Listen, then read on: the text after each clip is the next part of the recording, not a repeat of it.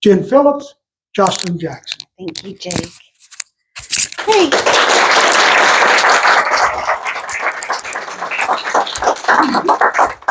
Hey, y'all. This is really exciting to me. The last time, so Jen is my friend, and she's also one of my favorite writers. And that actually happened the other way.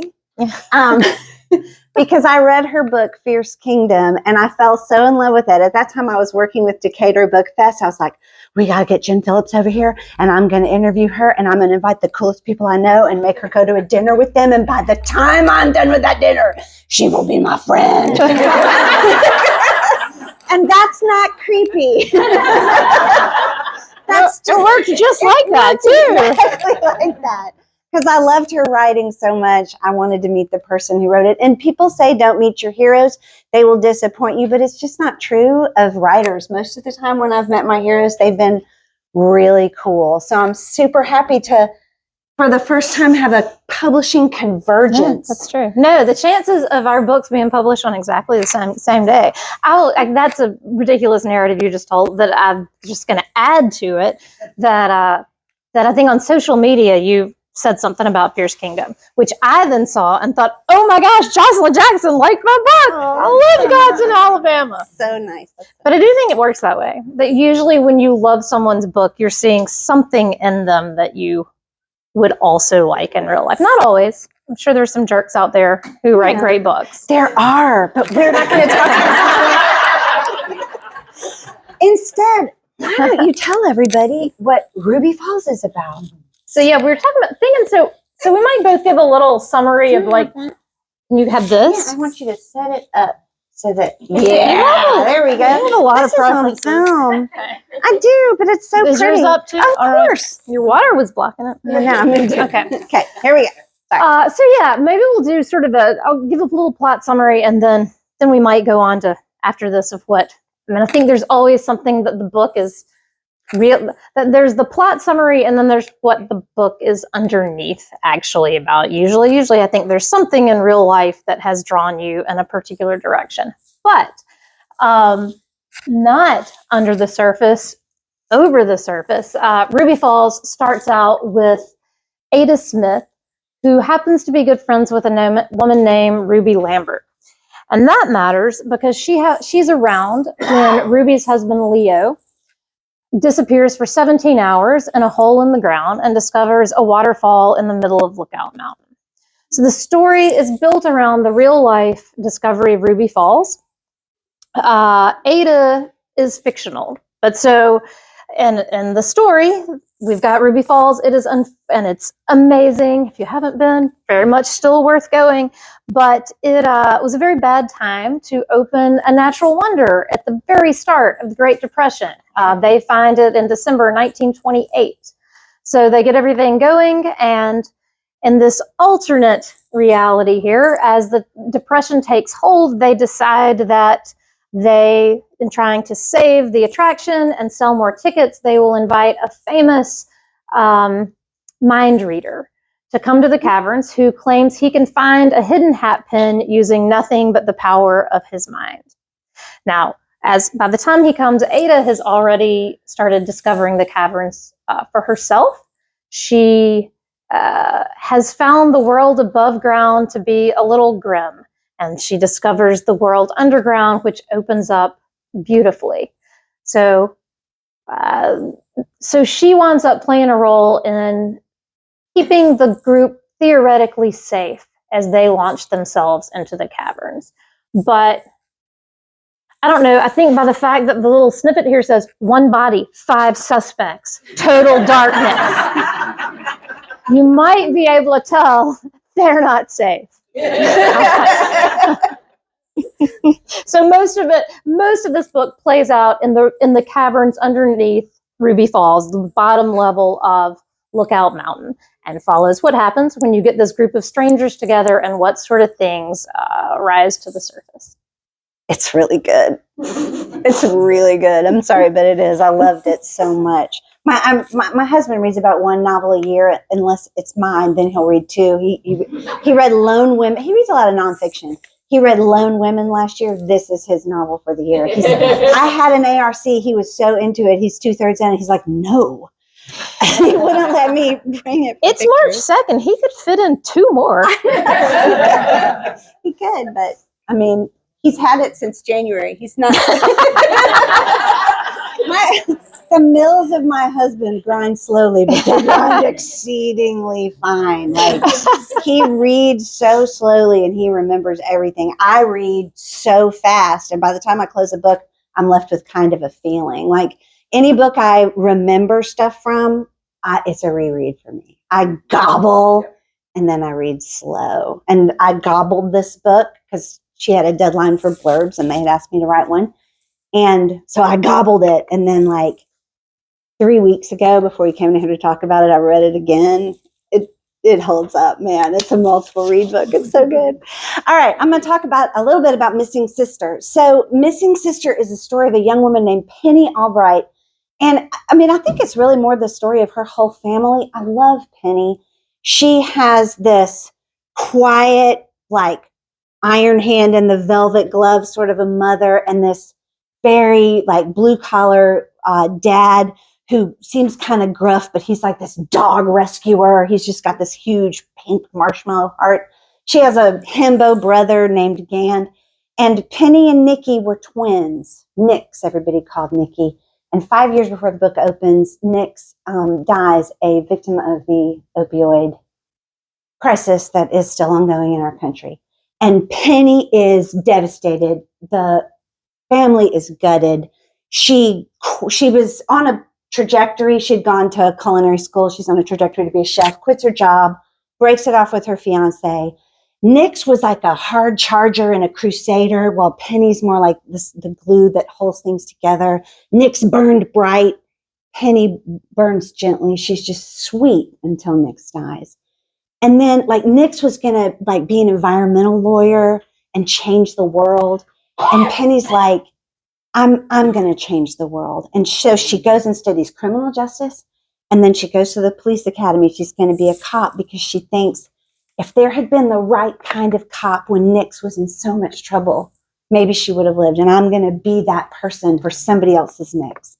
And like, she's only been out of the academy for a few weeks and she's still in her training thing, but she's already put Narcan up the nose of a boy that was dumped out by his friends on 17th Street in Atlanta and saved this kid's life.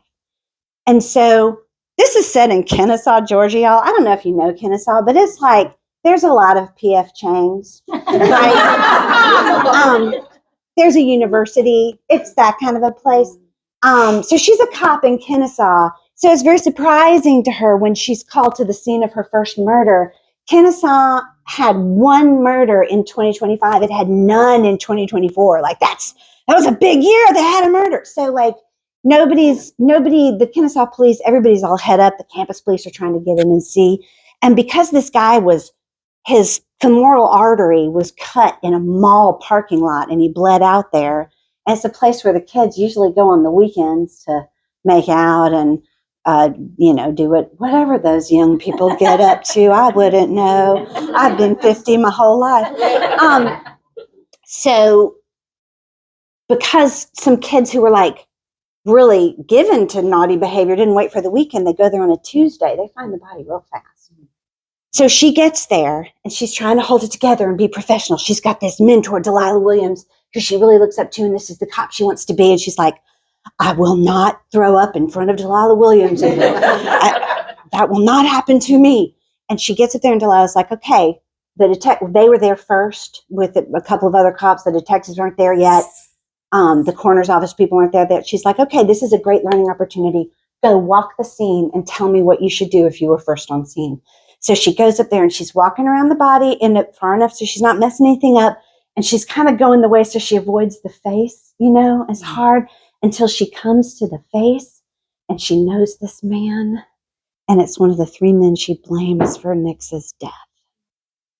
And 2 months ago, another one of the 3 men she blames for Nix's death died in a home invasion that was never solved. And she's like, this is weird. And she she holds it together, but she does kind of get herself out of it and leave the scene. And she goes way far out, away from, she's got a really good nose. She's just supposed to be putting up crime scene tape around the area they've cleared, but she smells something. And she's like, well, there's a spa there. It's probably that. So she goes a little farther and it's not the spa. And she's like, well, there's a candle shop, maybe something in their trash. And she goes, and it's not the candle shop. And now she's way too far into the dark depths of this outdoor mall in little alleyways where she should not be. And in an alleyway, vaping, she finds a woman covered in blood with a silver box cutter beside her. And she's like, oh, this is the murderer. And she knows what she has to do, right? She's got to arrest this woman. And the woman stands up like a freaking velociraptor and is like, that's cute. Don't try it. You don't want to try me. And Penny's like, I got to do what I got to do. And Thalia says, listen, this is not a story about a cute little rookie cop who finds the killer and gets to be a big damn hero.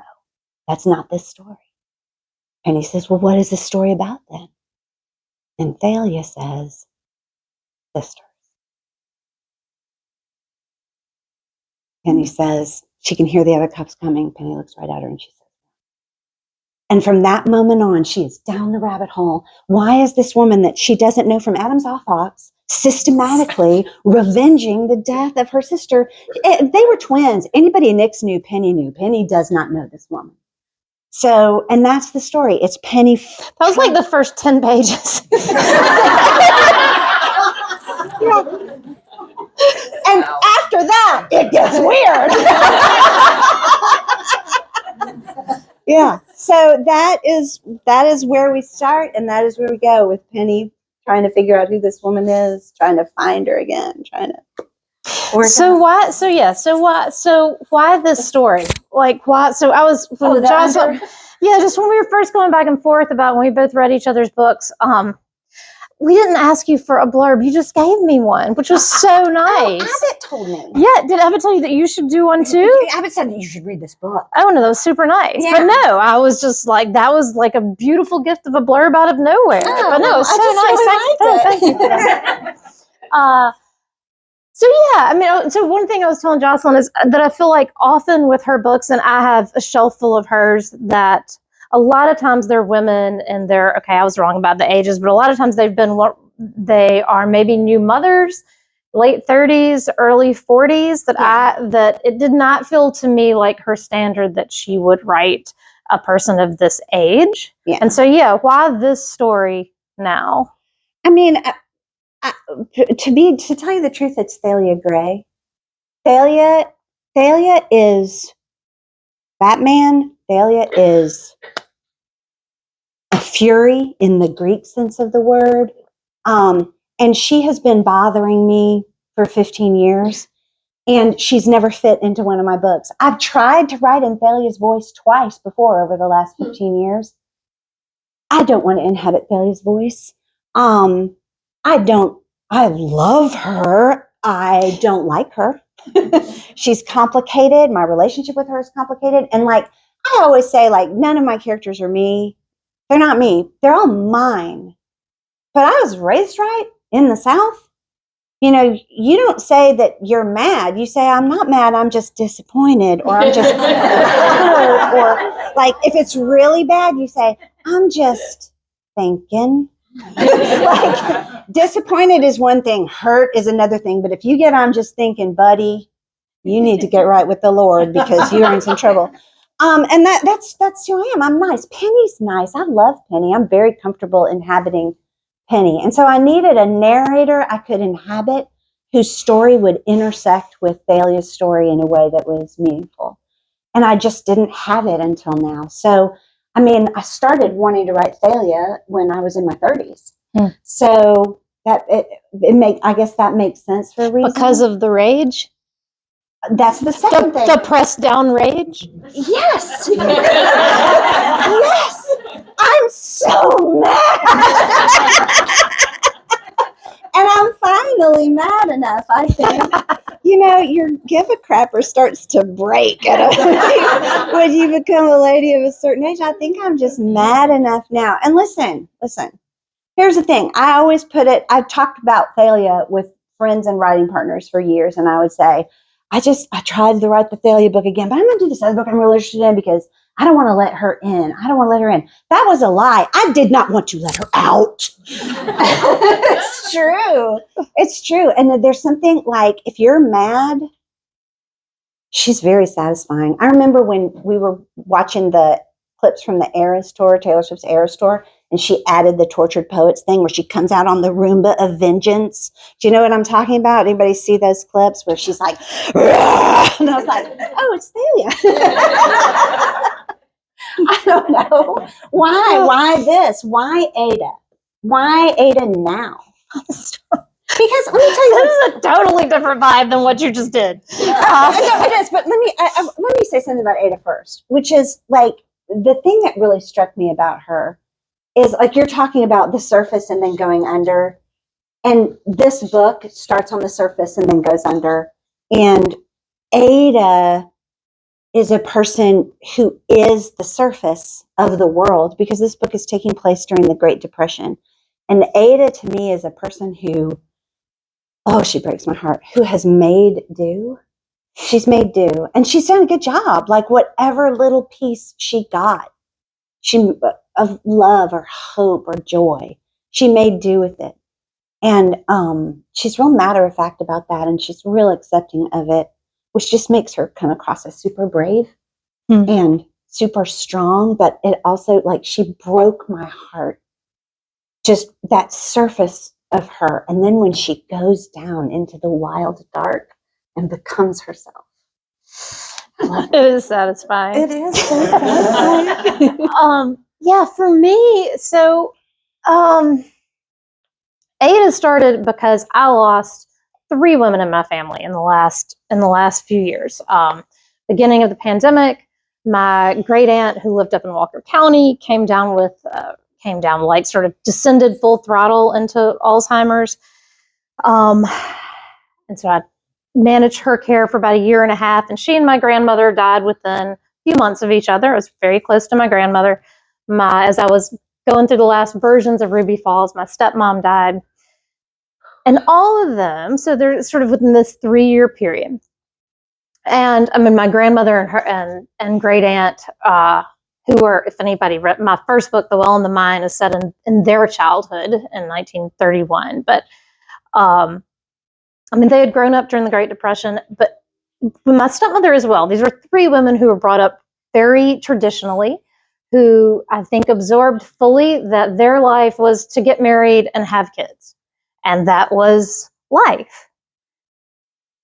And it didn't work that great. I mean, for some reasons, because obviously, no matter, maybe you do great at the marrying, maybe you choose that, you get married and you have kids, but then there's all these years left. Like, what are you, that's you, decades. Like, and it's just crazy to me that the narrative ends, but for all of them, it felt like, for my great aunt, she had 1 child who lived for 2 days, and her husband divorced her at 50, and she moved back home. In the last 45 years of her life, she lived in the same house where she was born, and she made do. But I think all 3 women, all of whom I loved, really struggled with what you do after that narrative ends, and felt like it is an ending, as opposed to what I really wanted. And what I wanted for Ada is someone who has tried that narrative, who has gotten married, and she's wound up with, there is no husband and there is no child. But I wanted someone, after sort of a few years of some grief, to find the end of the narrative is freeing, to find it exciting that no one's told me what the story is going to be. And so to have her carve out this completely new life for herself, that the book pretty early on winds up with her sneaking down in the caverns and discovering this whole new world. And it's how I felt when I went down and when I started doing caving. Is astonishing to realize there's a completely different set of plants and animals and architecture, and that worked really well for her to realize she is someone who's strong and capable. That's the other thing I think about those years, that when you hit 50 or 60, like, you're your best self. you've done a bunch of stuff. You've figured some things out, and you figured yourself out. And so it is partly her discovery of all that she's still got in her. And there's romance and adventure and sure, murder. A little more.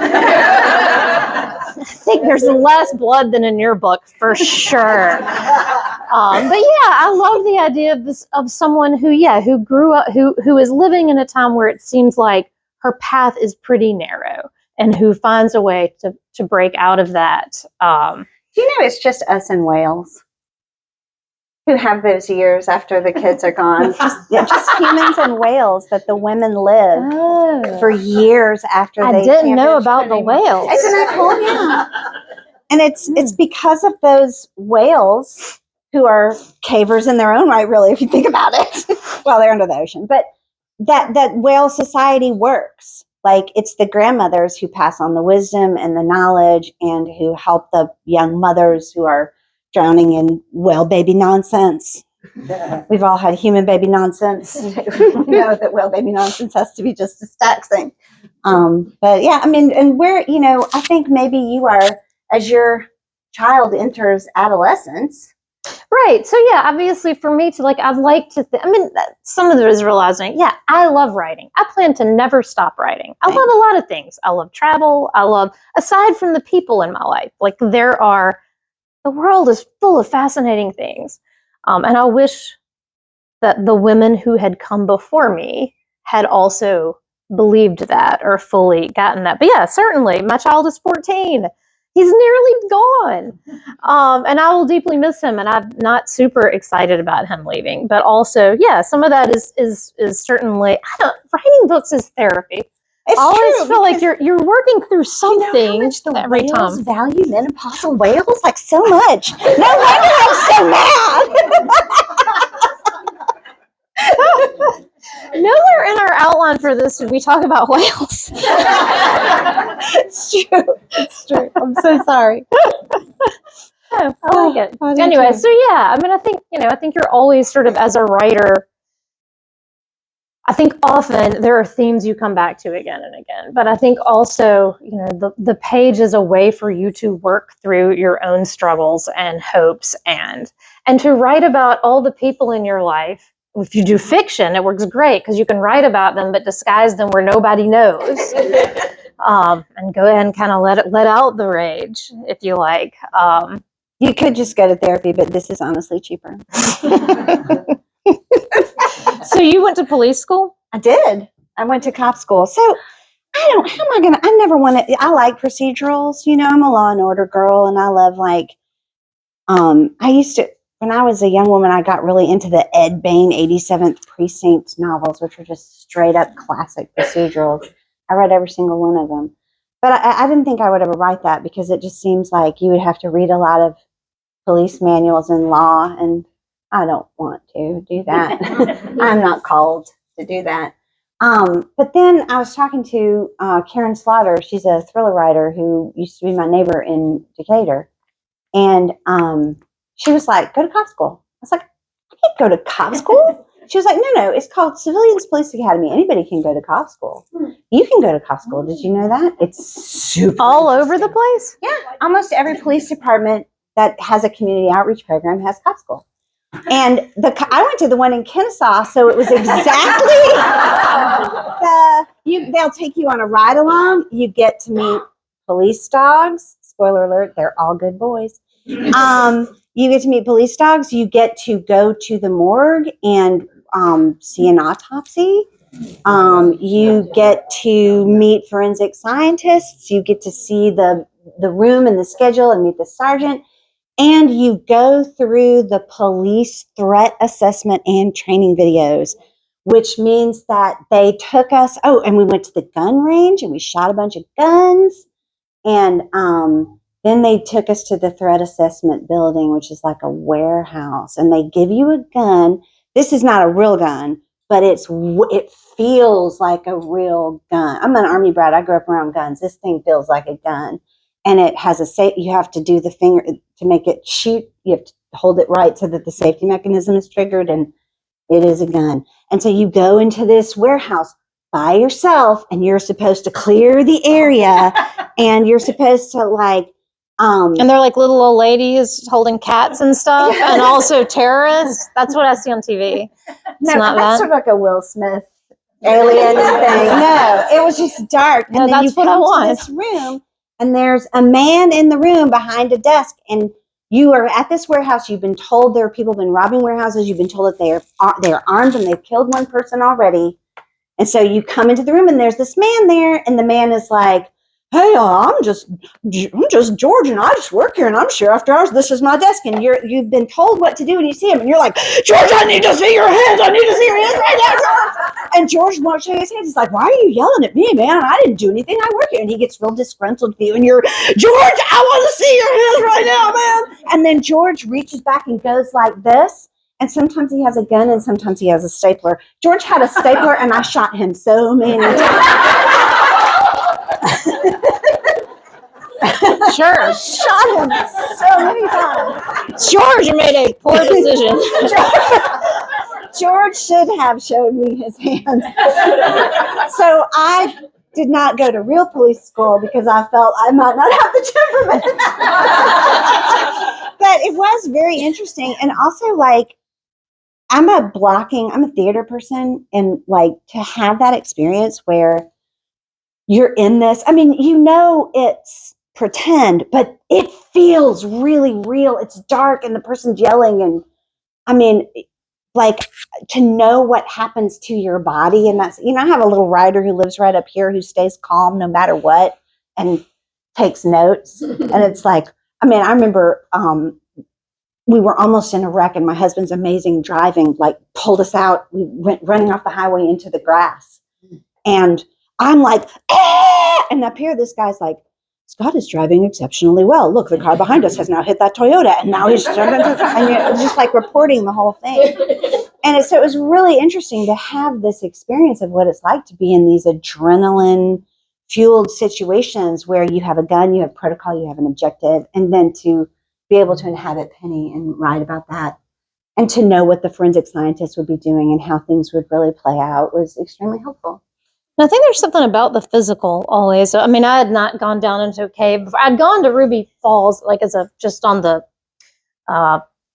usual tourist track, maybe in 2018. I think that's my husband. 2018, we'll say.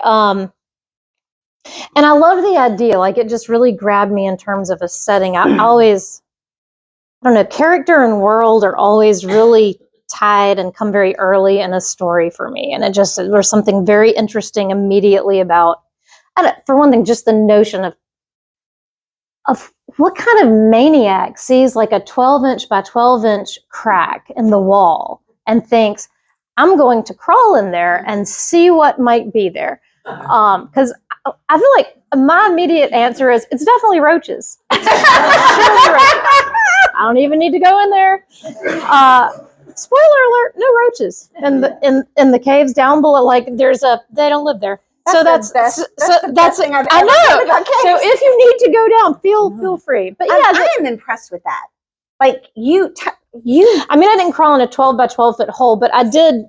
When I did the cave, and I mean, you don't really know if you're claustrophobic. I did not think that I was, and I did not turn out to be. But you really don't know until, so if you go to Ruby Falls, you will go on this is what I thought caves were, or DeSoto Caverns is similar. Like, I thought it would be, as it is there, a big hallway made out of rock where you walk through, standing. Well, Raccoon Mountain in Chattanooga is they do what are called wild caves there. And so you can go for a 3-hour tour through them. And it is not a hallway. You are on your belly, like just wriggling through like a lot of it is about this tall. And so you might go for like 5 minutes like that, of where you're just sort of like a frog pushing through. There's a lot of crawling, and some spaces are bigger. I mean, some of it's really beautiful with sort of very cathedral-like. There are parts where there's like a chasm that goes down 20 or 30 feet, and then let me just say, this is so much easier to demonstrate than to write it on a page. That you get like this, and you put your feet on one side of the cavern and the chasm, and your hands on the other wall, and you walk across like that. It's pretty fun, honestly, but no, there's a whole different level of the unknown that I don't get. That there is no part of me, if I see a big dark hole in the ground, that thinks I would crawl as Leo Lambert did for 17 hours and just see. Also knowing, I feel like they don't talk enough. I thought that was silenced. That they don't talk enough about, like, had he been wrong, he would have had to back out that whole way. There's no room to turn around. So that whole concept really interested me. But I do also think there's something about the physical motions that a character goes through that really helps anchor you. It's a whole theory of acting called outside in. It's the direct opposite of method actors. I felt like I came up with that on my own. Yeah. That's sad. Darn. Oh, don't be hanging, man. Yeah, no, sorry, I was just contemplating how I'm so much less smart than I thought. Sorry. But yeah, I mean, I think going into the caves, that there are a lot of things. There are a lot of things about Ada's character in the book and the other characters that I could not have got if I did not know what it was like. One, like the caves are mostly dry, that you get filthy. That when I washed my hair after caving, there's like a rattle of stones hitting the shower floor. Like, I cannot convey just how many layers of dirt and gravel were on me, but that I thought you would feel consumed by darkness. And instead what happened, and what kind of winds up being a part of Ada's character, is you can't see anything beyond the beam of light for 2 or 3 feet. But what that really makes it seem like is that nothing exists in the world beyond that light. That your entire world is condensed to these 3 or 4 feet. And there's something really powerful about that no one else and nothing else exists, and kind of what that does to you and why that might appeal to you wound up being a really interesting question in the book. But no, I haven't gone back to the caves. A lot of bats, salamanders. I love bats and salamanders. No, I would. They're just not. We don't exactly have them right here, but it was very cool. I love them. That's the only reason I would go is because salamanders. Yeah, I freaking love them. I once went 10 miles up a Georgia mountain to see a rare red salamander that's only up there in the mountains, and we like marched around looking under every log, and then we were like, "Oh, found him! Okay, we can go." I went up there to see him, and we saw him. I love animals, and I love to see them in their habitats. Huh. I just like it. Okay, no. I feel like you can find some salamanders. But I'm not going in a cave. Yeah, well, that's fair. Like when you were talking, all of y'all out there, it was just a sea of people going, "Nope."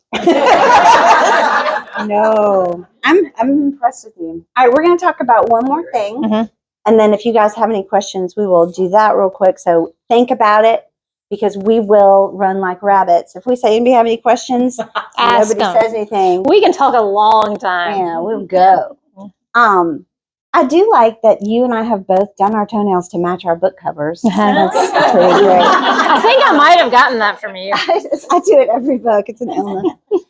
So one thing I want to talk about is just one of the secondary characters in your book. She's probably, I thought Ada was my favorite character, but I was wrong.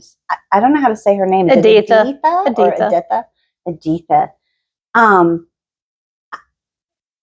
I mean, I don't want you to say too much, because this character just opens like a horrifying rose in so many amazing ways through the whole book. I love her so much. But tell us a little bit about her. She's the mentalist. Yeah, so Editha is, so when they go into the caverns, I mean, and that is a really, I think I was saying this to you the other day, that the Ann Patchett, I think Tom Lake defies this, but Ann Patchett had a line at some point about how every book she writes is Magic Mountain, is like sticking a group of strangers together and then seeing what comes out of that. And there's certainly some of that was one of the great pleasures of writing Ruby Falls, was collecting this strange group of people who wind up spending a lot of intense time together. But so you've got Jeremiah Hagthorne, who is the possible charlatan or possible real thing mind reader, and his wife Editha is another one of the players in this. We've also got a reporter and a businessman and a guide. But Yeah, I mean, Aditha, I was saying, I think we both sort of came up with our main character that has a more similar experience to our own. And Aditha, who is not a fury, exactly, and she's not nearly as bloody as She's so Joshilyn's composed. secondary, but she's very quiet. I mean, I love the idea She's a of a clam. character who very rarely speaks, and particularly a woman who very rarely speaks, a pretty woman who's mostly quiet, and what everyone assumes about her. And they're all wrong. You guys, she contains multitudes. She does. I love her so much. But yeah, and I don't want to say that, yes, everyone, as they stay underground longer, we get to see more about where they came from, and sort of, there is something about being trapped underground for a full day that will bring out parts of you that may not have been obvious above ground. But no, I love Aditha too, and she is one of those characters who I think I didn't fully know who she would be before I started writing her. Those are kind of always the most fun when they surprise you a little bit. And I will say then, I always think you do such great things with teenage girls in particular, that you always write motherhood well, but teenagers particularly well. And so I love Shadow in your book. I don't think you really talked about who's a teenager in the household, who's Penny's niece. Yeah. And who, Penny has this older brother named Gand. Okay, his name is Garrett. I'm going to tell a dirty story. Okay, it's very dirty, but I'm going to use nice words. His name is Garrett, but everybody calls him Gand. It's ubiquitous. Even his mother calls him Gand, but very few people know the provenance of this nickname. Gand is beautiful and kind of sweet. He's just like a perfect himbo. And in high school, when he would enter the bus, you would hear the pattering of girl underpants hitting the ground because he's just so lovely and kind. He's a genuinely nice boy. But because he was so successful with the ladies, his gross high school boy friends gave him the nickname Hoo-Ha Wizard, which degenerated into Gandalf. And now everyone, even his mother, calls him Gand with no idea what it means. That's just what everybody started calling him. Well, Gand, when he was a sophomore in high school, got a senior pregnant. Victoria had a very ambitious family. She had a ride to Yale. She wanted to give the baby up for adoption. The family was like, that's our grandchild, please don't. She said, you can have the baby, but you have to sign off all financial whatever. I have no. And they all left. So Gand lives in a school bus that he's rehabbed into a house, and he just travels the country doing Instagram reels for like protein shakes and doing like shirtless yoga pose at the Grand Canyon. And Shadow is at home being raised, but she's been adopted by Gand's parents. So she has no mother and a father who's kind of feckless and sweet and barely double her age. She's 15, he's 30. And Penny and Shadow, so like Penny's in this relationship with Shadow, where she's like Shadow's mother. She's also by adoption Shadow's sister, and she's also Shadow's aunt, and like trying to navigate those roles. Also, Gand named this child, which is why she's named Shadow. The mom wanted to name her Annabelle, but you let a 15-year-old boy name a kid. He wanted to name her Shadow Knight Albright. So what are you going to do? So Penny and Shadow is very key. Like this really, I mean, it is a thriller, but like all my books, it's really about a family. It's a story about a family and some murders in a family. I'm still back at hoo-ha. All right, I think that's all we Let's end on that. Yes. Yeah. So anybody got any questions? Lenny? Did they name the lake after you? Like the falls was? No. Absolutely. This is Lanier. She's a local writer who the Lake Lanier in Georgia was absolutely named for, 100%. I like that. Okay, so I'm super excited about both books. They sound fabulous, and it's really like such a relief to be able to escape into different worlds right now. So I'm grateful for that. But the first line, I always love to open books at bookstores and read the first line. How And when you decide what that first line is important. Like, did you already know it at the beginning? No. And Sometimes I do. I did not in Sometimes this I do, one. sometimes I don't. So, like, when did it come to you? Why don't you read your first line? Yeah, they're both about You got your book? Yeah, I do. Let's read our first line. Yeah, I mean, so there's sort of two. For mine, I will say, unlike Joshilyn, I have a tendency to be a little slow with building things. You've always got like your dead bodies show up like that. I feel like you jump right in there. Still, but the big criticism I get is it starts slow, but then it gets really good because I really am writing about a family, Right. and you have to know. But for my genre, yes, I'm considered slow. Yeah, no, I find it, and always feel like, why in the world would you care if you don't get to know the characters first? Like, how do you build any suspense or dread if you don't care? So all that was a long way to say my original opening sentence that I did have pretty early on was, he's likely dead, although the children have no idea. Frances is shelling peas in her nightgown, aluminum pan wedged between her knees, and Justin keeps jabbing at laws and stirring up ash as if he's accomplishing something. The long sentence.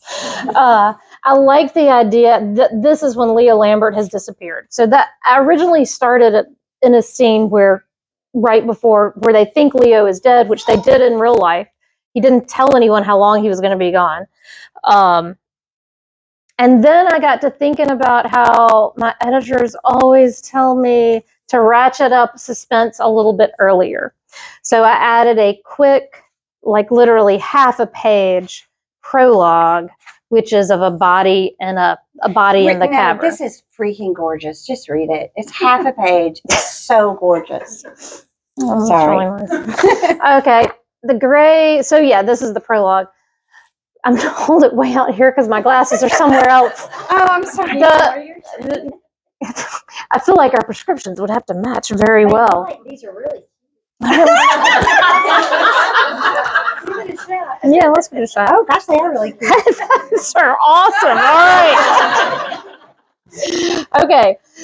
The gray bat skims along the cave floor, missing the man's forehead by millimeters. The way bats maneuver is sorcery, like much of what happens down here. And if he were alive, his heart would be racing.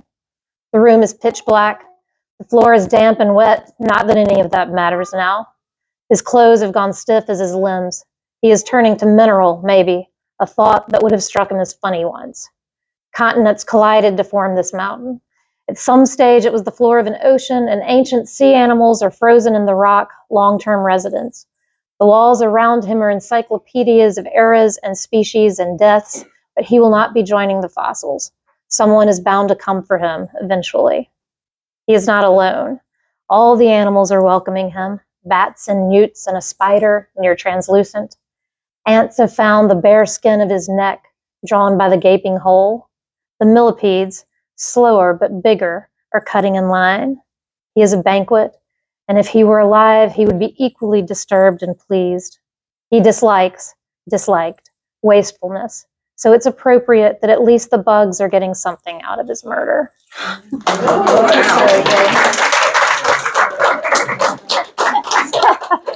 Really good. So yeah,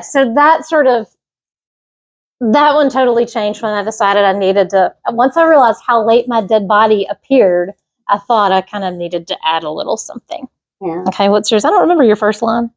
It's I openings really matter to me. Sometimes it's the first line, but for me, the opening has to. You have to hear the person. I have to hear the person's voice in it. Like I have to. It's about. I have to immediately know like this is how this person talks, and that's when I can. That's when I know I have the beginning, and then I have to go back and revise everything until she talks like that the whole way through.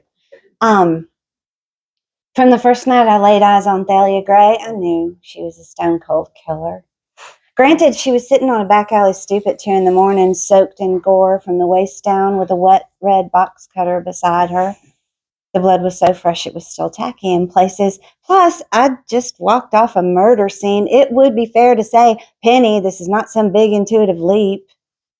No one else was going to make that leap, though. I wasn't going to let anyone else make it, especially the cops, the real cops. I mean, because that was the night I learned I had no business being one. You cover a lot there. Thank you guys so much for coming. Is that all the questions? Oh, I'm sorry. I'm ready to I mean, it might be. I don't know. Yeah. I'm sorry. You seem to write about sisters a lot. I do. It's weird. Can you tell us more about? I don't have one. I don't have one. I grew up with one older brother, of like the best kind of older brother you could get if you were Gen X. He's here. I will tell you, I had the kind of older brother who would shoot me in the butt with a pellet gun, but he would beat the snot out of anybody else who even looked at me like they would shoot me in the butt with a pellet gun. Gen X, we ran wild, and my brother was my friend, my tormentor, and my greatest protector. But I always wanted a sister. I always really wanted one, and I made one up named Liz. And sometimes I wouldn't come to dinner. Liz would. Remember when Liz would come to dinner, and my parents would be like, "Oh, Liz, we're so glad you're here. Maybe you could get Joshilyn because this is a little weird."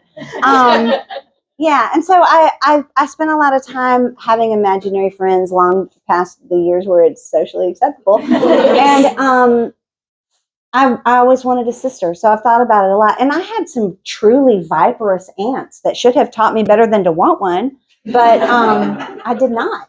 My family is laughing. But yeah, so I think it comes out of that. And it's weird. Like, one of the things I find myself doing over and over again is writing about mother-daughter relationships where they're not really mother and daughter, where and I write a lot about sister relationships where they're not really sisters. Nix is dead. Penny's got a hole in her. She has a jagged, ragged puzzle piece. The thing that's going to fit that is Thalia. Like, I'm terrified of Thalia, and she's awful. But man, does she need Penny? And man, it is a sister relationship. Like, I hate the title of this book. My title for the book was Better Angels, but it doesn't sound like a thriller. It sounds more like a book about a family, which I swear to you, this is what this is. Just a little bit of that. And so, like, this is about missing your sister. And I just felt the title was a little on the nose. And I think Better Angels, or you have somebody's wanting one thing on your shoulder, is a better title, but not for a thriller. So, okay. I always give up on titles. Yeah. I think I picked this one. It's right there. It's pretty straightforward. Yeah, and it's so good. But I think before this, this is my 7th book. Of the first 6, I picked one. Yeah, marketing always nixes your ideas. It's true. And it's for the best. I don't really care. Like, the title is to get the reader who's going to like your book to go, "Oh, that sounds like something I'd like," and pick it up. What I care about is the thing I spent a year and a half writing. I don't really care about the title. I want marketing to make those decisions so that the right reader can find it, because I want y'all to read the book. I really love it. Does marketing make the decision on what's in the jacket? Like, you go into a bookstore, I do at least. Mm-hmm. You mean just the jacket copy there? Who writes that? Your editor's assistant, and they do a bad job, and then you fix it because they're 20 and they just got out of Brown. Is that accurate? Yeah, I was trying to think. I think this one turned out pretty. I think this one is largely based on my query originally. Oh wow! That's smart. But mostly, yeah, they do it. But it is like, same with title. You do have approval. Like, if I hated anything about this, if I hated the cover or the title, it's just that you have a certain amount of leverage. And so I agree with you. I'm never going to spend that leverage arguing over the title. I'm going to argue about the things inside the book. But no, sometimes, like, these might give away way too much, which drives me a little crazy. It's like some are spot on. They give you the first 10 pages and you go from there. And right. Others, there wasn't what the book was. someone's daughter who recently graduated did a real good job on that, if that's what you're reading. Well, you know, and they're so, I love editorial assistants. They're so hopeful. They love books. They're so smart. They're so earnest. They read. They give me hope for the world. So, you know, you just say, that is really good. And what if we just did? What if we just? And they're always fine with that. Oh yeah, they're wonderful. They're book people are good people. Fact. Mostly. Well, yeah. I mean, not y'all. No, y'all especially, because you're here for our books, which makes you our favorite book people. But book people, you know, book people are readers, people who want to work with books and stuff. They're generally, smart, hopeful people. Somebody in that area have a question? It was me. I was going to ask about, maybe Joshilyn sort of answered it, but for her, but do you hear like your voices a lot? Like, do you just sort of in I do not hear them audibly. I'd like to be really clear. But yeah, I mean, I think sometimes absolutely, you know, if I'm writing a line, that will come out, like I might write it one way and then realize, wait, that's not how she would say that. And when it works best, at times, yes, that it comes through without that kind of self-editing. I mean, it's sort of like the writing process in general, I think. When it's really cooking on all cylinders, sometimes it comes through without much effort. That is not, in my experience, how the majority of it works. So that there is more. I mean, with this, there's my book is third person, but there's 5 different characters who are talking, and so 6, and yeah, some of that is going back through edits and revisions and realizing, crap, that sounds too much like, that's not the word he would use, or that's not the right locution. And yeah, so to me, that's usually more fixed with each revision, layer after layer. Do you hear your characters? Well, I'm not going to say so now. Yeah, I do. Yes. When I read my own audiobooks, and when I read them, I do absolutely no prep because I know what everybody sounds like. I just go in and make it sound as close as I can hear it in my head. I read other people's audiobooks too. In fact, I read one of She did Family Law for me. Family Law I read the older woman, and then the younger woman was read by Grace Experience, who is Chris Bourgeois' daughter. She's a very good actor. And that takes a lot of prep work. I don't do other people's very often. I really need to love the book or be good friends with the person, or both, to do it, because it takes a lot of prep work. But I love the acting jobs. I mean, I do like being back in theater in that small way. And one year I read so many audiobooks that I qualified for my SAG card. Healing the heart of my 19-year-old thwarted actor self. All right. Thank you guys for. Oh, sorry. One more, you get the last one. It's a piggyback of that last question. You brought up audiobooks, and that's primarily how I read books, because I can listen no matter what I'm doing, and that makes it easy. I have one word for you. Do you know Libro FM? Oh, that's what you want. Okay. You're going to go to Libro FM. Okay. You're going to quit your stupid subscription that's helping Jeff Bezos. And the library is great too. But Libro FM is a subscription thing, and you can choose your independent bookstore that gets the profit. You could choose the Alabama Booksmith, for example. But my question is, as the authors, you read your own, but you have. That's another thing where there's approval. You get approval of who the narrator or who the reader is. Yeah, it's a big deal, because there are some books, not y'all's, but I don't know, some books, and I couldn't get through it because I hated the narrator, the reader. They send you like 3 voices samples, and they say rank these, or tell us not that one, but these 2 are fine. Okay. And that is, I mean, to me, if a book is set in the South, in particularly, my Lord, it is a problem. With my last one, where the reason Grace Experience read that book, Family Law, is set in Montgomery in the 70s and 80s, and they sent me there are 2 different characters. I got 10 samples, and every one of them sounded like either Scarlett O'Hara or Daisy Duke. And nor did they seem to have any understanding, sort of like, well, this is a lawyer in the 1980s, so that's a different voice than what you're doing. Then this is a teenage girl, and so and that's why, like, and we wound up going with Grace because she wouldn't do the accent crazy. I mean, she's from Vermont, and just it was at least like, and that's what I wound up with. Like, please just don't do whatever you think the Southern accent is. Just please don't do it. Just talk. I mean, like, I'd rather you just talk than to do something that's so. With my first book, The Well in the Mine, I have never been able to listen to more than 30 seconds of it. It's just the Southern accents are just so rough. Yeah. But this one, Fierce Kingdom and Ruby Falls, are done by Cassandra Campbell, who has done a lot of audiobooks, and I love her. She's freaking great. You can't do them all, No. unfortunately.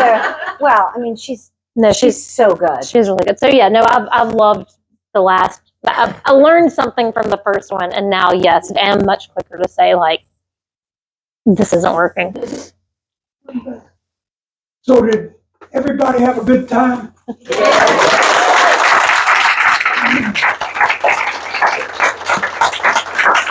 Oh yeah, we're supposed to look for